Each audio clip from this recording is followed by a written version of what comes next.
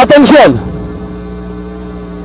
Segundos para que se vea la salida de la cuarta del programa. Mucha suerte para todos. 1100 metros partida. Salieron los participantes. La salida es mala para The Grey Orleans. Retrograda y queda en el último lugar. Joyful Junior con velocidad viene a tomar la primera posición. En The Majestic corre en el segundo, 2 cuartos en el tercero. Trata de acomodarse Tioluigi Copper. Se acomoda en el cuarto por la parte exterior. Después viene Private Dancer por el centro de la cancha, acomodándose en el quinto.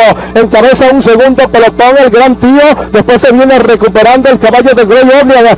Travis J está corriendo entre los últimos lugares. Así vienen acercándose al poste de los 700 metros finales en la cuarta del programa. Joyful Junior está dominando la situación de Majestic a la carga por la parte exterior. Ya lo viene igualando y los dos vienen cabeza a cabeza. El caballo de Majestic por fuera contra Joyful Junior cuando comienza el giro de la última curva. Enderezan para entrar en la recta final. Copper mejora por la parte exterior con Tioluigi de Majestic. El número 7 se apodera del primer lugar cuando restan 250 metros para la sentencia. De Majestic está dominando la carrera a la carga de Grey Orleans para el segundo, domina el 7, el caballo de Majestic, la cuarta del programa y se los ganó el 7 de Majestic, número 7, en el segundo de Grey Orleans, el tercero para Tioluigi, el cuarto para Copper, el quinto para Stratos Jet, Joyful Junior en el sexto, después está llegando Monsieur Touch, el ejemplar el Gran Tío caminando, llegó Private Dancer en el último lugar.